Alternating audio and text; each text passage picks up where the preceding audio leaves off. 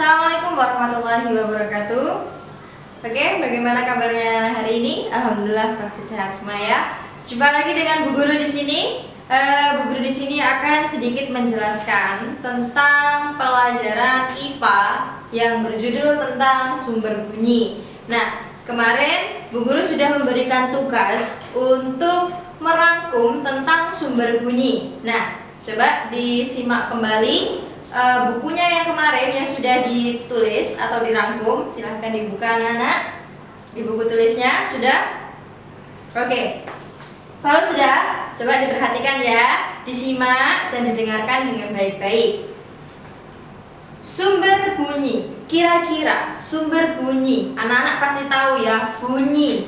Bunyi itu bisa kita dengar menggunakan indera, yaitu adalah indera pendengaran kita yang disebut dengan telinga. Nah, dengan indera telinga kita bisa mendengar bunyi apapun itu, dari bunyi yang kecil, yang sangat keras, yang sangat lemah, sampai yang sangat keras kita bisa mendengarnya. Nah, sumber bunyi, di mana bunyi itu bisa dihasilkan? Bunyi itu bisa dihasilkan dari suatu benda yang bergetar. Ya, semua benda di sini bisa menghasilkan bunyi karena benda tersebut mendapatkan getaran. Nah, getaran tersebut akan menimbulkan gelombang bunyi di udara. Kita di sini dapat mendengar karena apa tadi? Kita mempunyai yang namanya indera pendengaran. Ya, benar.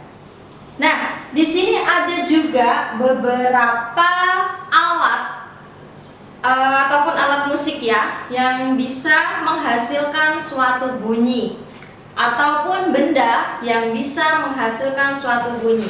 Itu kalau pada alat, contohnya kira-kira apa? Alat musik ya, contoh di alat musik. Gitar, ya, piano, seruling, dan juga masih banyak lain lagi ya.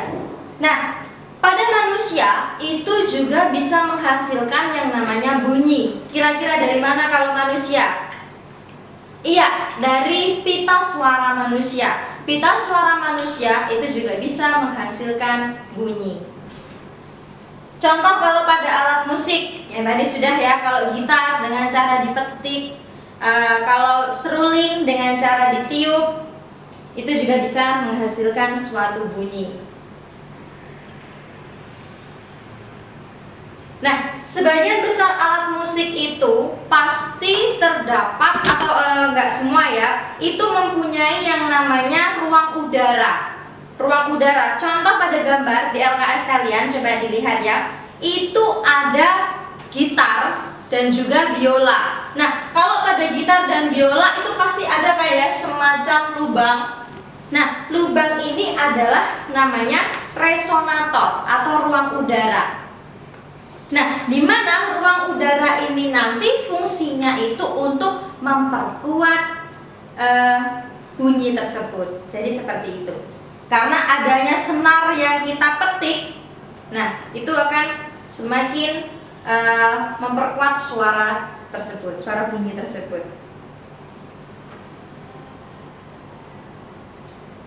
Bunyi di sini akan terdengar kuat apabila kita berada di dekat sumber bunyi. Tetapi bunyi juga bisa kita dengar dari jarak jauh, tetapi secara samar-samar saja karena kita menjauhi dari sumber bunyi tersebut. Nah, bunyi yang dihasilkan di sini ada yang kuat, ada yang lemah, bahkan juga ada yang melengking, dan juga ada yang bernada rendah sekali. Nah, frekuensi di sini adalah banyaknya getaran yang terjadi di dalam 1 detik. Frekuensi.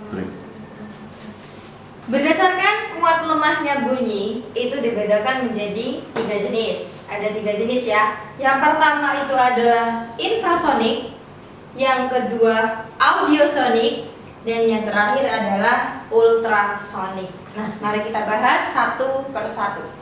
Yang pertama itu adalah infrasonik, di mana bunyi yang dihasilkan itu sangat lemah.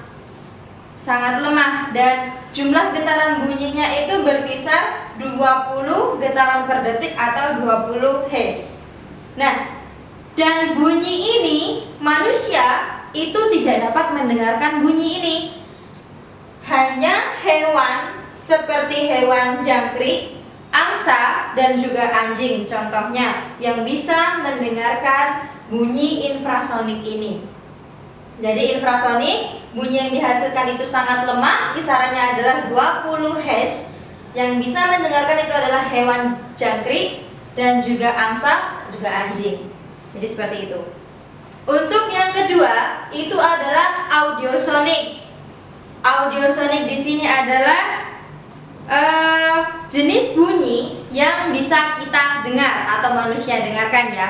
Dimana jumlah getarannya itu 20 sampai dengan 20.000 Hz. Nah, itu adalah yang bisa kita dengarkan atau disebut dengan audiosonik. Sedangkan yang terakhir itu adalah ultrasonik. Nah, ultrasonik di sini adalah bunyi yang dihasilkan itu sangatlah kuat di atas audiosonik. Nah, yaitu adalah 20.000 ke atas. Jadi seperti itu. Bunyi ini tidak dapat didengarkan oleh manusia. Yang bisa mendengar atau menangkap bunyi ultrasonik di sini contoh hewannya adalah hewan kelelawar dan juga lumba-lumba. Nah, baik anak-anak, kita lanjutkan pembelajaran yang berikutnya tentang perambatan bunyi. Nah, kalau tadi kita sudah bahas tentang sumber bunyi, kali ini kita akan membahas tentang perambatan bunyi. Nah, kira-kira bagaimana kita kok bisa mendengarkan suatu bunyi? Bagaimana bunyi tersebut kok bisa terdengar atau sampai masuk ke telinga kita? Kira-kira bagaimana? Dengan cara merambat. Nah, berdasarkan mediumnya, perambatan bunyi itu bisa melalui dari benda padat, benda cair, dan juga benda gas. Apa saja? Padat, cair, gas. Ya, benar. Yang pertama, perambatan bunyi melalui benda padat. Di sini, anak-anak silakan dibuka LKS-nya halaman 17. Sudah? Ya. Sudah ya, dibuka ya. Nah, yang pertama, bunyi merambat melalui benda padat, di mana perambatan ini lebih cepat terdengar. Benda padat, perambatan bunyi ini akan mudah cepat terdengar oleh kita. Kalau tidak percaya, coba sekarang kalian di rumah pasti punya meja ya. Di rumah pasti punya meja. Coba kalian pukul, tok tok gitu. Pasti akan terdengar bunyinya. Iya, dia akan terdengar lebih keras. Karena apa? Benda padat ini akan lebih cepat terdengar oleh telinga kita. Nah, hal ini menunjukkan bahwasanya bunyi tadi merambat melalui benda padat. Di mana bunyi pukulan yang sudah kalian lakukan itu tadi, dia merambat melalui dari meja melalui udara. Jadi seperti itu. Yang kedua, sekarang perambatan bunyi melalui benda cair. Nah, di sini perambatan bunyi dapat melalui media air. Ketika contohnya ya, ketika kita membenturkan dua buah batu di dalam air, itu bunyinya akan terdengar dari luar air. Nah, hal ini menunjukkan bahwasanya bunyi tadi dapat merambat melalui air. Nah, untuk hasil ketukan dari dua buah batu tadi itu, bunyi benturannya lebih lemah dibandingkan bunyi benturan batu yang berada di luar air. Nah, bahwasanya di sini ternyata bunyi batu yang di dalam air rambatannya kurang baik dibandingkan melalui udara. Jadi seperti itu. Yang ketiga atau yang terakhir, perambatan bunyi melalui benda gas. Nah, Udara di sini merupakan benda gas ya anak-anak ya. Kita dapat mendengar suara orang yang berbicara, suara burung yang berkicau karena terjadinya suatu getaran. Suara itu masuk melalui telinga kita.